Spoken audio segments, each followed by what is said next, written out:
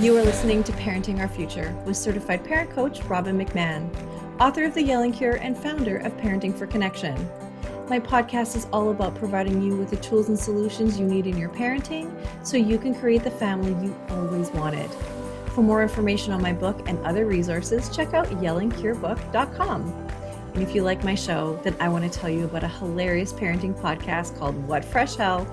Laughing in the Face of Motherhood. It's hosted by Amy and Margaret, who are both comedians and moms of three. But that's where the similarities end, because Margaret is laid back to the max and Amy loves making lists and planning ahead.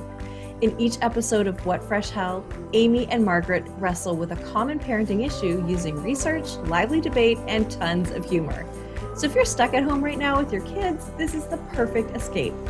Check out What Fresh Hell? Laughing in the Face of Motherhood wherever you listen to podcasts or at whatfreshhellpodcast.com.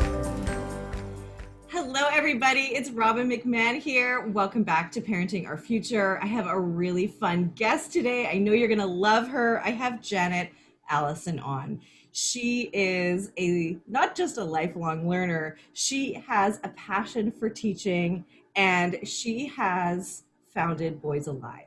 Boys Alive was born out of her realization that school is mostly set up for girls to succeed. And with over 20 years experience coaching parents, mentoring teachers, and working with professionals, the Portland, Oregon local travels both virtually and in real time to help adults realize and understand boys. Oh, we need you so much, Janet. Welcome. Thank you. Great to be here. Boys and men as well. So. Right. So yes. No, you're not just a lifelong learner. You're a mom as well. You've got kids. Tell me about your kids. You must have a house full of boys. Oh, well, I have a house full of boys in my heart, and I raised daughters. Oh, they're grown. They're out in the world. Everybody wonders, what are you doing talking about boys? And I will tell you that it was a need that I had when I was teaching back in the mid-90s. I was teaching a first grade class, and I had 10 boys and 2 girls. And I have my elementary ed teaching degree, and no one ever told me that the boys are going to be a little bit different in the classroom than the girls. And I quickly found out that boys are really different. They need different things when they're learning. Fortunately, at that time, the school was on a farm property, and it was a matter of survival that we got out and moved our bodies every single morning for a long time before they were ready to come back in the classroom. And even then, they were very creative. They were very action oriented, let's just say, and they did the craziest things that my female brain was just like, what? And so I had to get really curious, like, what is going on here? What am I not understanding about bringing what I thought were brilliant lessons to these boys? And they were not having it. They wanted to touch, they wanted to move, they wanted to do. And so I got very curious about the male brain. Along the way, I did communication skills training. So understanding that, guess what? Males and females communicate completely differently. And that I believe it's on us as females, as moms, as women teachers. We need to take that extra step to really understand our boys and how they communicate, our men, how they communicate. Females, we tend, and these are broad generalizations, of course, and tendencies. Not everybody is exactly lined up with these things, but we love to talk. I mean, look at us, Robbin. We love to talk. And it's very much, we process out loud. I have a friend they've been married for like 40 years, and the husband's just like, when Nancy starts talking, I just let her talk, because she'll come up with the answer by the end. He doesn't have to say anything. So it's understanding that, and understanding that our many, many words overwhelms our boys' brains. It shuts them down. They cannot process all our, rapid fire questions, rapid fire directions, most of school is very verbal, and that tends to Mm. overwhelm boys' brains. So then what's the alternative? If verbal is hard, then what's better? Well, less verbal. I mean, we still have to talk, right? We still have to Yeah. communicate, but understand. So fewer words, Mhm. the essence of what you want to communicate, not all the details. We tend to add a lot of details to, so for instance, getting out the door, shoes, which kills us as women to just say one word, Ah, but I see what you're shoes, saying. Yeah, shoes. shoes. Not, oh, honey, you need to get your shoes and then we're going to go here and we're going to do this and don't forget that. That's like a flood, and he'll shut down. He'll shut down. He'll get silly. He'll act out. He'll get angry. You know, it's all the things. So of course, as moms, we want to give our kids the biggest chance to succeed. So 100%. fewer words, fewer Okay. words. And then the other thing about, and I always encourage listeners to check this out with the men in your life. Ask them, what would be better for you? Do you want me to tell you the grocery list, or do you want me to write it down? Do you want me to give you all the emotional details, or do you want me to just essentialize it? So try it for yourself. Also, what's that? So try it for yourself. Try it with the men in your life. Yes. Can I ask you to back up a little bit, because we just started talking, and I mean, you and I are already going to talk for hours, but don't worry, everyone listening, this isn't hours long. But what I want to do though first is, so we're talking about how boys really are at a disadvantage. That's really what you're saying, because the system of learning is really not set up for boys, right? There's a lot of female teachers, like you say, there's a lot of talking in schools, and there's a better way. So first I want to ask you, what is Boys Alive? This is your baby. This is what you have founded. Tell me about that and why you have this organization. Yeah. So Boys Alive is me. I am it. And it is, it is my platform for advocating for boys. And I've been advocating for boys for over 20 years. I am a family coach. So I work with families, with parents, not with the families, but with parents, and helping them understand their boys. I have so many moms that come to me and say, I was raised with sisters. I was raised by a single mom. I have no clue about my boy. I don't understand, why is he so noisy? Why is he so active? And so really helping parents understand their sons and understanding boy development, which is very different than girl development. And everybody's on a developmental trajectory, but it's a little bit different for boys. And this is where school becomes problematic for many boys, is because when we say you're 6 and you should be in kindergarten and you should be writing your name and doing all these things, boys are not that mature yet. We know that even at birth, boys are about 2 weeks less mature than girls. Oh. And boys are actually, and I can go into the whole, like, boys are actually more fragile medically than girls. So more miscarriages are boys, more health issues around at birth are boys. More boys are diagnosed, and I put that in air quotes, with Yes. ADHD than girls. More boys are expelled from preschool. Oh.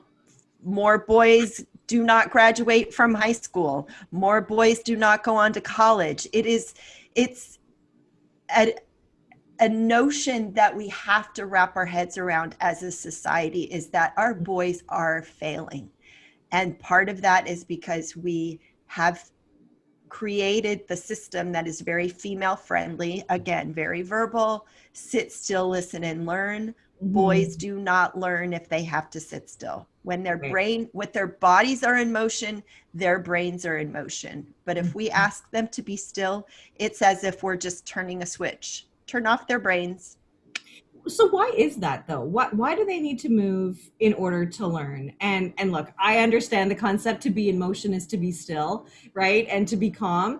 But what is this about boys? Why? Well, it's evolutionary biology. It's how we, how males and females were uh, tasked with different things. The hunters, the gatherers. It goes back that far. It's how our brains evolved. So it's all of those primal things. Yeah. And I'm not a scientist, but it's in there, and it's an imperative. I mean, you look at any boy, most any boy, and they are in constant motion. Yeah. They need to move. Yet we as a society, as a school, have said, no, you have to sit still. So what I gained when I was teaching those first graders is I need to incorporate movement Mhm. every single part of the day. Before the day, during the day, we need to get up from our desks and do movement breaks. That keeps their bodies going and their brains in motion.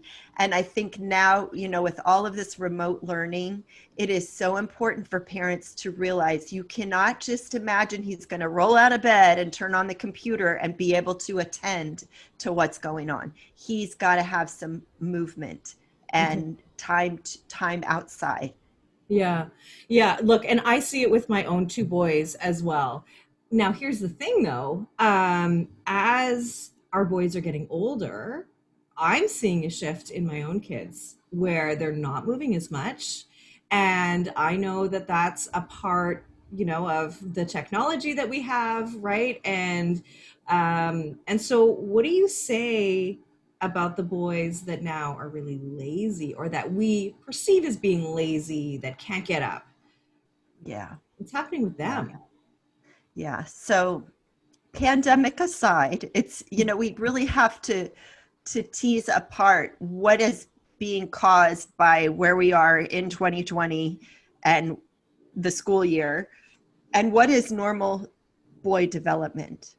And Mhm. there is a stage of normal boy development, and it's around seventh grade in the US. So they're around 12, 13, 11, 12, 13. I can That, pretty much look at my watch and say, yep, that's about right with yep. my kids. Yeah. And it's developmental. Their bodies are changing, their brains are rewiring Yeah. completely, but their bodies are getting heavy. It's like gravity is setting in, and their bones are getting denser, their muscles are getting denser, and there's this heaviness that comes in this time period. So add to that screens, which are so compelling, and Oh, yeah. sitting in front of a gaming console. So then you've got that, more weight on them, more less active engagement, physical engagement, and then just the, I think, collective depression and malaise that we're in with Mhm. this time period. So it's all just like weighting them down. Yeah. And so, of course, counteracting that, we want to give them opportunities to move their body. And of course, they're not going to make it easy for us because they're 11, 12, 13, 14-year olds, and, they will resist. But that's when, for parents of younger kids, that's when you create this family dynamic of, yeah, we go for a walk after dinner, or we go for hikes on Saturdays, or we go to the swimming pool, or whatever, that you have already developed this love of movement. And he won't love it for some time, but it's in there, it's in his body, he'll come back to it.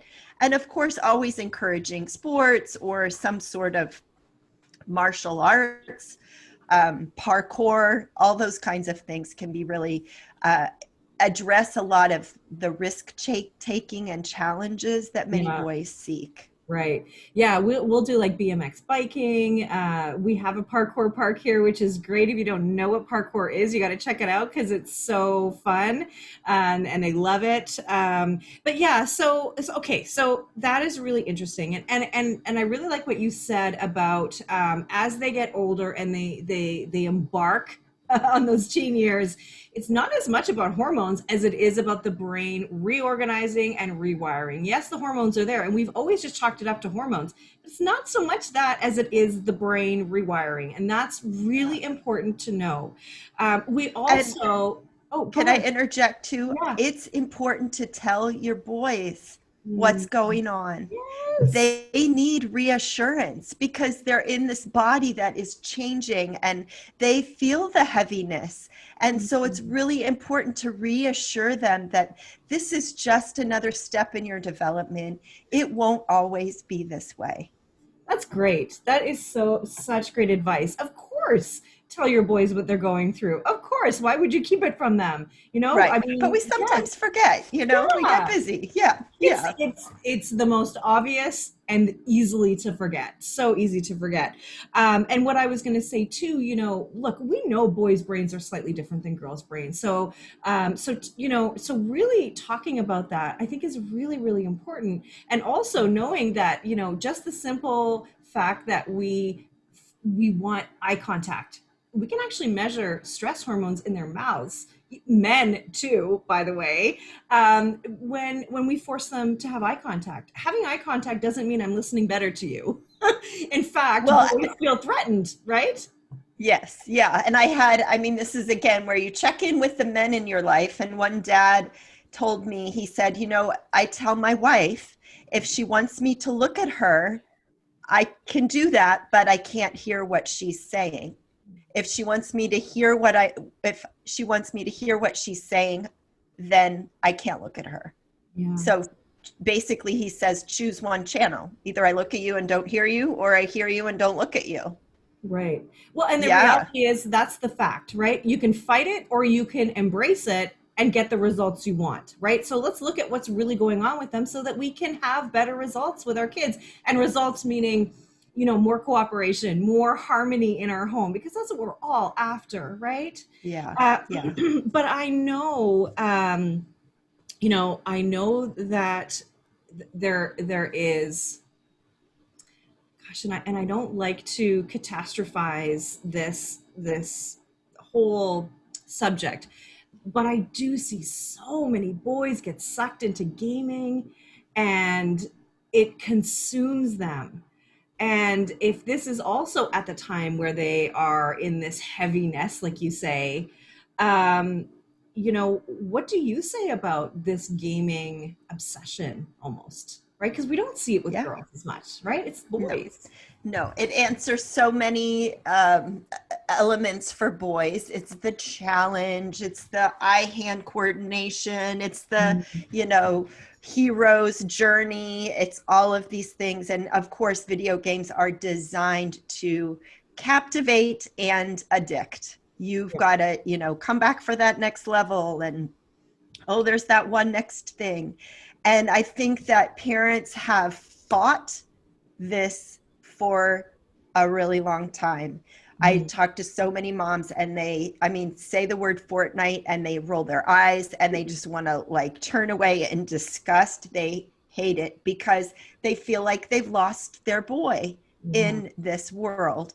that's the This truth. world is social for him. It's an easy way to be social, figuring out nonverbal cues and then the whole eye contact thing when you're with people in person. That is a challenge for many boys. So being online, focused on a third thing. So you don't focus on each other. You're looking at this third thing, this mediating object, I call it.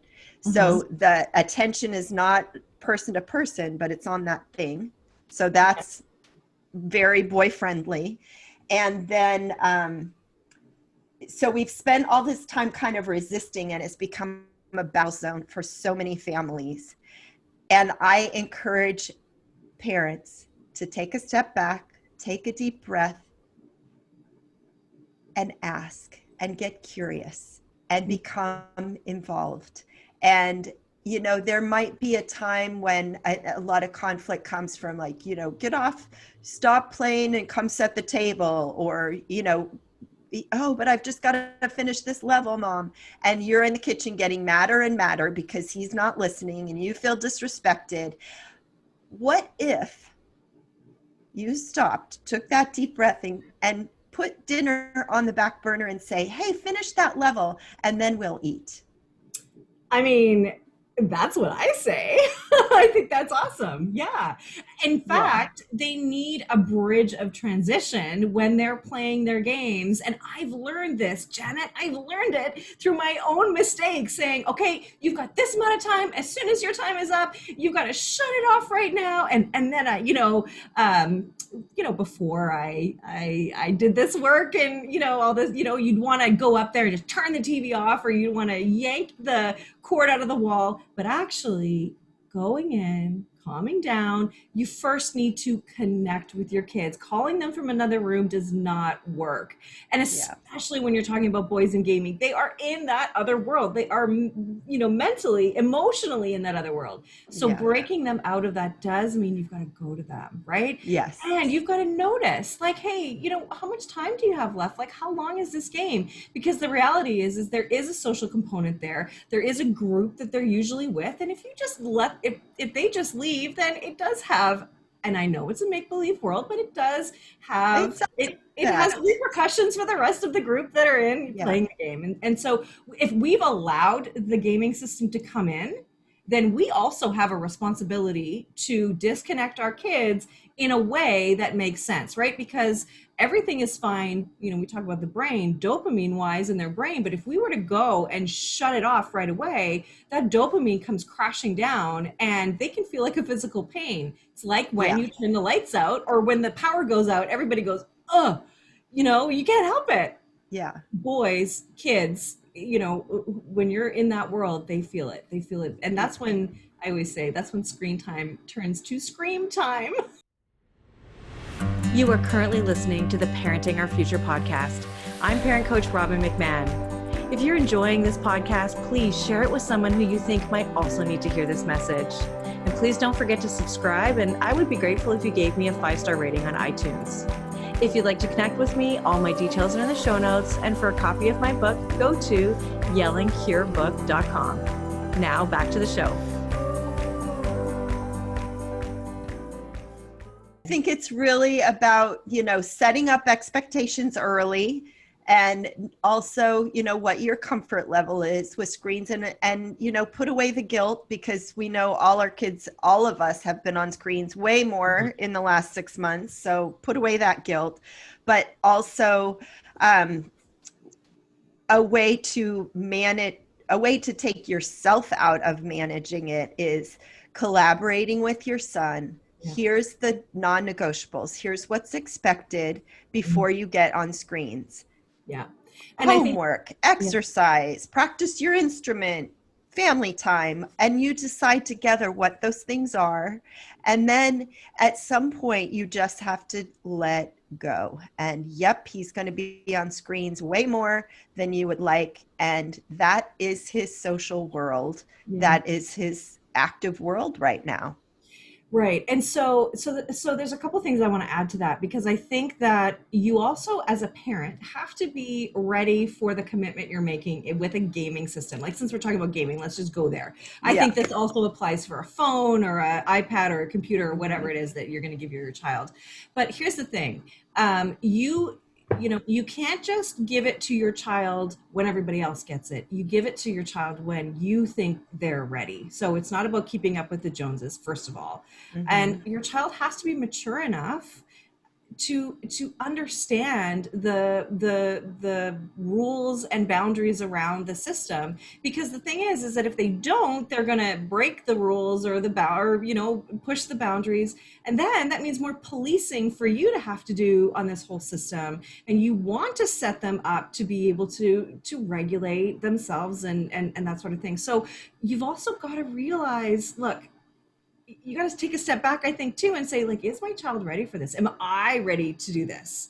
right? Yeah. Because I'll tell you, there are days, many days, where I have wanted to take our friggin' Xbox and throw it out the window. And I don't use the word friggin' when I'm talking about it, right? Like, I have been enraged by that thing. And we agreed to bring it into the house, right? So look, you can't be that hard on your kids. You were part of the problem, right? I'm sorry to say it, but it's true, right? Yeah, yeah. And I think it's really good to set up parameters around usage, expectations, and along with that, and I'll use the words rewards and consequences. And I know those are touchy words in the parenting world, but together set up the expectations. And, if it's going to be you're managing your, hour of screen time and you really stick with it for a week, what's the reward? Hey, we go out for ice cream together. Or what's the consequence? And I just worked with a mom yesterday with her 15-year-old and screen time, and they together, well, she said, you choose what the consequence is. And his consequence was doing the dishes for a week. So it doesn't always have to relate to screen time, like, oh, if you can't do it, then I'm going to take it away. That's not, you're taking away his social connections. So I don't recommend using screen time in that way of punitive, oh, well, you messed up, so I'm taking your social contact away for the next week. I think it does so much to them as well, because you have energetically said yes to this thing, but now it's going to be arbitrary whether or not you actually get to have it, right? Because we're going to use it every time you step out of line to say, oh, you can't have it. I think that's really unfair. And I think that also makes it even more attractive and just perpetuates this cycle that we're in of giving and, taking away and all this. And look, if it's not working, then I love that you're saying collaborate with your kids, because the reality is that if you can come up with a solution together, your kids are way more likely to follow through on something that they helped to come up with, right? Exactly. It just makes sense. So what I'm hearing from you say in everything that you've talked about is talk to them, right? Maybe, but not so much with not so many words. So right. Really you're saying talk to them, but listen more, right? Yeah. Because really, like when you think about it, when I think about it, let's just be honest, I do talk too much. My husband talks so much, and I'm literally like, and so I don't know, maybe he's an anomaly. Maybe you could study him because he talks so much. Sure. And there are some men that do, and some boys that do. Absolutely. Yeah. And I'm just like, babe, like, when has a lecture ever gotten us anywhere? Never, right? But we just want to teach. We want to instill our wisdom. We want to change the behavior so bad, but lectures don't do it. So stop it. Stop it. Asking questions. Yes. Soliciting ideas, asking questions, right? You're just saying it. You go for it. Yeah. Asking questions. And I want to go back to the eye contact, because there is a way to talk with your boy that will help him be able to talk with you. Okay. And that is, listening, as you said, Robbin, and being okay without eye contact, which means doing something together. So going for a walk, many moms will say, wow, my kids talk when they're in the car. My husband really opens up when he's in the car. Great place to talk. Going out and tossing a ball, washing dishes, just even sitting on the couch side by side, but being together without that eye contact that we as women absolutely love. We get oxytocin. It feeds us. It doesn't feed our boys. So doing something together. And I would also encourage you, dear listeners, to be quiet, to embrace silence with your boy. And so that means that you maybe he's on the floor playing Legos and you join him on the floor playing Legos, whatever it is. And you don't talk. You don't, this is like such a foreign concept, right? But if he, let him lead the conversation. If there is conversation to be had, there might not be. it might be really, really quiet, or it might be, a commentary here and there, but let him lead. And if he says 10 words, you respond with 10 words or less, not 10 words or more. And it's hard. Let me tell you, it's hard. But just being in silence together, I have had many men and boys both say that I feel connected when there's quiet. And then the other piece of that is to be ready and available when he is ready to talk, which is likely not going to be a convenient time for you. It's probably going to be bedtime and you're exhausted and he wants to talk. 100%. And I'll tell you something I used to do with my girls when they were in high school and they would come home, and I don't know, does this happen now? I'm not sure, but I used to lay on their bed so they'd been out at play practice or whatever, and they were getting home at 10:30 or 11. I would lay on their bed and often fall asleep. But when they came in from, they're all hyped up. They've just had, they've been out doing and things happening.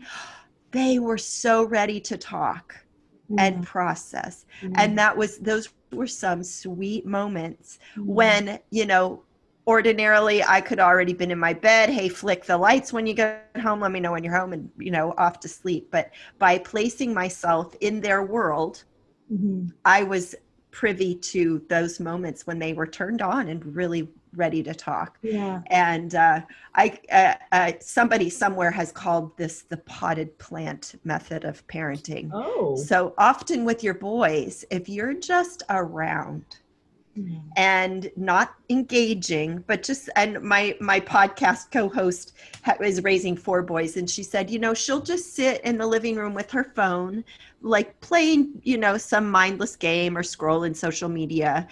And she's just there, not interacting, but her boys will often, come over and sit by her or engage her in some way. But it's more of a, like, I'm here, I'm holding the space, but I don't need to be tugging on you to get an interaction going. Does that make sense? Totally. I love it. And you're bang on about bedtime. Parents wonder why, their kids become thirsty philosophers at bedtime. Like, why couldn't we have had this conversation earlier? But it's just a time for connection. They're craving it. So, and we're talking minutes. We're not talking hours. We're talking minutes. But I've had the most beautiful conversations with my kids in bed with them, cuddling, which, that is my jam, to cuddle my kids. I don't care how old they are. I don't care if they're as tall as me. I love physical touch, but it's okay if they don't need me to, but just being there to talk to them. And you know what? You're so right. Like sitting in a car, going for a walk. I know some therapists that don't even have chairs that face each other because they deal with boys and teens. And it's just a better way for them to put their guard down and be able to talk. So you're not saying that we can't get in and figure out what's going on with them. We just have to sort of meet them where they are, not where we expect they should be, which from our girl brains is talking and engaging and all that stuff. Yeah, and using all the emotional language. And our boys are so emotional, but they don't necessarily put it into words for us. So we have to be sleuths. We have to be detectives. And I really want to say here, often our boys come across as angry and aggressive, and we wonder, what's going on with this kid, and is he going to be in jail by the time he's 18 because he can't control his big emotions? And this is an area that I really specialize in working with parents. And part of it is when we recognize the messaging that boys get from the beginning of life is that it is okay to be angry. It's not okay to be embarrassed or nervous or shy or scared, but it's okay to be angry. And so often boys will express their deeper emotions as anger. A lot of boys will express their depression and anxiety as anger. So it's really up to us to recognize that anger is the first layer. It's ugly, it's scary, it's big, it's loud, and we tend to want to just shut it down and, get him calmed down so he stops throwing those things through the wall. And of course, we want to keep him safe and everyone around him safe, but it's really then deciphering what is really going on. Mm-hmm. And it could be as simple as, and this is a true scenario, this boy was so mad about school and I'm not doing work, and what it came down to was that he did not have a pencil and he did not want to ask for a pencil. Yeah. It is that basic. Okay, so I want to, with all of that being said, and I want to talk more about aggression and anger and that sort of thing, but emotion itself. So I think that up to this point, we've really given boys only a couple of emotions that could be theirs, like mad, glad, and sad, right? Like that's all we have given them. So when you say they're not allowed to be embarrassed or shy or all of these flowery words, like I always say, we give our girls a cornucopia of emotion words, but we don't with our boys, which hurts them because they don't have emotional intelligence. Because if you can't name and understand your own emotions, how can you name and understand the emotions of other people in your life, right? And emotional intelligence is arguably more important than your actual IQ, right? Because we all know someone who is brilliant but is kind of a jerk, and like we don't want to be around that person, but you may be brilliant and that's all well and good, but it doesn't work for me if you're not a nice person, right? So then how do we grow our boys in emotional intelligence? Again, it's so much about listening, taking the time, and it's adding to their emotional vocabulary. So as you said, they don't have the words.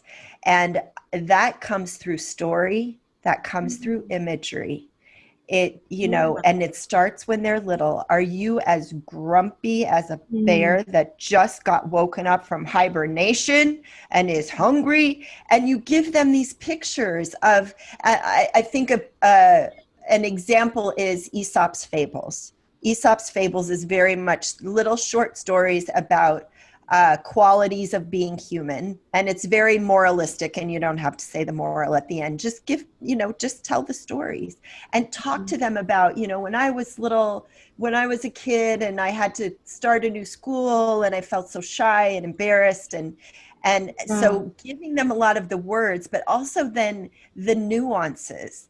So for instance, frustration. Are you frustrated because your hands aren't able to do that activity? Are you frustrated because you don't know what to do next? And to really recognize that we have to be the interpreters for a while of our son's emotional life. And part of that too, it's so important that they hear these kind of conversations from men. So again, here's the women, talk, give, love, love, love. We do that so well. But our boys need to hear these kinds of conversations from the men in their life also. Okay, that's huge. It's so huge. And I have to say here, this is, I get out my soapbox. I feel that our dads now they're like the generational crossroads. We want them to be emotionally intelligent and engaged with their children and with us. I believe that they want to be also, many of them. I do too, yeah. And they were not parented in a way that it comes naturally to them. Yes, they weren't given the vocabulary. They weren't honored. Nobody said to them, "It's okay to cry. No. It's okay to be embarrassed. It's okay if you're shy. It's okay." Right? Yeah. And so when we as moms say that, dads are like, "Oh, I don't know," and I find that in the work that I do with my clients too, that the dads are sometimes resistant. Like, yeah, but there still has to be a consequence. Can't just say, that you feel this way or you feel that way. Like, what are we going to do about it? Right? And it's like, no, it's okay to just acknowledge it, right? Yeah. Honor it, right? Yeah. Yeah. So they're really in this place of, maybe heightened expectations from the women in their life, and from, I think, from themselves, and yet they don't yet have the tools for that. So to be, to be gracious, to give them some space. And Yeah. I think understanding, diving into becoming more boy friendly, understanding how men and boys operate, can also foster that. I've had dads say to me, wow, now I understand myself better, Yeah. because they were never given this information or these tools Yeah. before. Yeah. When I work with my clients, the first thing they get is a list of emotion words. Mm. A list of emotions, because it's so great. And by the way, I'm going to include a link to that in the show notes, because I think it's Nice. really, really important. And I use a list that is actually a free resource from iGrok, IGROK, which is a great site for anybody who's looking to build emotional intelligence in your family. But anyway, so let's talk a little bit about how our boys freak us out, because they can be aggressive. They can have big angry emotions, rage, epic meltdowns, the whole thing.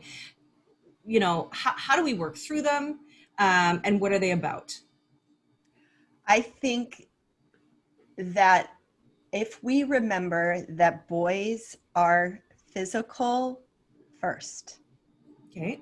physical before everything else, physical before they can find their words, physical so as they are processing information. And I really encourage you to actually keep a time log diary, to actually track how much movement are they really getting. Because as busy parents, we think, oh yeah, they went, we went to the park and they ran around, but that was only for 15 or 20 minutes. Yeah. Our boys need intense physical exercise. They love challenges. So it can be, doing a 10-minute exercise video in the morning before school or before the day starts. It can be, they need a couple of hours of vigorous, not just like doop-de-doo kind of exercise, but they need vigorous, Yeah. vigorous physical movement. So tracking that, and your boys, whether they are really physical. Some boys don't need it as much, but really then boys crave physical contact. So roughhousing, Yeah. wrestling, all rolling around, just puppy style. They love that. And that is also helping them develop their empathy. It's helping them develop their, stop means stop, consent skills in that. A Mhm. really fun family wrestling game, because I know many moms are like, wrestle? Are you kidding? I know it makes us No. uncomfortable, doesn't it? Me, Yeah, me, it's me not too. in us. But a fun game, that this comes from Dr. Leonard Cohen, who Oh, I know him. wrote Yeah. the Art of Roughhousing. Yeah, he lives actually just down the street from me. He said, everybody puts socks on and you lay with your feet together in like a circle. And then the game is that you are trying to get the other person's socks off without losing your own socks. Oh my So gosh. it's silly, it's fun, and it's a little less interactive for those of us who might not like to be full on body wrestling. But, I don't want to you get know, hurt. yeah. But also with that too is like many boys crave heavy work. They want to Yes. lift and tote and carry water and sand and rocks and dig and have like hard hugs, like not little light mommy hugs, but like big bear hugs. They crave that pressure on their joints and their muscles. And so Mhm. how is he getting those kinds of things, which Right. can feed that rather than him seeking it through aggression? Right, right. Well, and that's very true from a sensory perspective too, right? That is Yes. that is all sensory stuff, right? But we do Mm-hmm. need to move our big muscle groups. Heavy work is calming. you know, for Yes. whatever reason it is, right? It's because of the sensory system that we have. Hmm. So that's really great advice. Really great advice. I really like that. So just remembering heavy work, you know, lots of activity. Wear those boys down. Wear them down. Yeah. So And that give the and they want meaningful work. You know, they want my friend's 3-year-old is carrying in the groceries. He's putting the groceries away. He's cutting vegetables. He's stirring the soup. He's doing the laundry. He's taking the wet clothes and putting them in the dryer. All of those things your boys are so capable of doing. And that builds their sense of esteem and capability and responsibility, all the things that we want to have in them before they get to that heavy period of 11, 12, 13, when they're like, I can't lift my left toe, you know, it's yeah. so hard. But you've created and built these habits that will blossom when they move through that eye of the needle of adolescence, and that's in them. Yeah. Oh, that's really great. That is all so good. You know, I just want to say thank you so much for everything that you have shared today. This has been really good. And, you know, our boys deserve all of the efforts that we put forward, right? We need emotionally intelligent boys because the world is complicated. It's confusing. It can be a scary place sometimes. And we need our men as well as we need emotionally intelligent women and girls. So Yeah. I think this is really helpful to sort of just pull to understand just what's going on. Like, let's just understand the facts. And what I hear you saying loud and clear is that we just need to listen more, communicate with them, but with less words, and really be curious to find out what's really going on. Right. Yeah. And you know, one of the things that I always say too is take the behavior as secondary, right? I'm not the only one that says that. Dr. Dan Right. Siegel says that too. You know, we a lot of people say that. Don't get offended or don't get caught up in the initial expression of their feelings, whether it's aggressive or whatever it is. Just put that aside and say, hey, what's going on, and then keep Yeah. those lips together, right? Keep them closed Yes. Yeah. and do it in a way that is non-threatening, like on a walk and that sort of thing. Do you have anything else to add? I want to make sure we had talked about the brain, and I want to make sure that we touch on the fact this developmental trajectory. I want to carry it all the way through, and that is to Yeah. recognize that our boys' brains do not come fully online, that especially the neocortex, that frontal part of our Mhm. brain where judgment and planning and cause and effect live, that part is not fully organized and functional until the mid to late 20s. Hello. So you're worried about your 16-year-old or your 18-year-old and you think they're not making good decisions. It's because they're not there yet, and you still need Right. to be their safety net. But you know, by the time he's 30, he's going to be an awesome man ready to take on the world. Right. And I think we have to adjust the way we look at those boys too, because we used to just call them late bloomers, which means that there's still chance, there's still hope. But now we call them a lost cause, and that just means like, oh, forget it. And they're But not. if we understand the brain, it is everything. And we know more about the brain now because we have brain scans that can show us this stuff, right? We're not Mm-hmm. just making it up, it's absolutely true. And so Yeah. knowing the way the brain works just helps us to understand what's developmentally appropriate so we can just relax. And I'll tell Yes. you what you've just said, you know, my oldest son is 15, and I look at him and I just say, you know what? There are some things that are frustrating and worrying, I'll admit.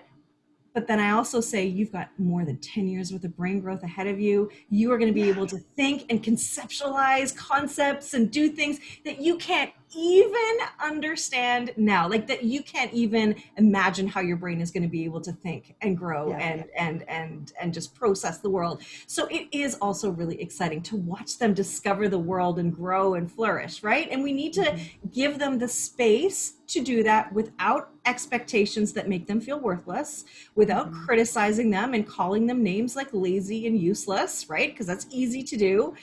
When you see them not moving their body, right, we immediately want to label it. So let's not do that either, right? Let's just say, okay, your body needs to rest right now, and that's okay. And I also require you to go for a walk, right? I also require you to do this, right? That's okay too, right? Yes, absolutely. Well, this is so great. And now you have something awesome for our listeners. You have a free guide. Tell me about this free guide. Yeah, so it's just, I wrote this at the beginning of coronavirus, and it's still actually in effect and has some great tips, 20 or more strategies for parenting boys. And you can find that at boysalive.com/guide. And just opt in for that. I also have a really active Facebook group, and you're totally invited to join us there. And then the On Boys Parenting podcast that you can find anywhere you find your favorite podcast like yours. Yay! Well, thank you so much, Janet.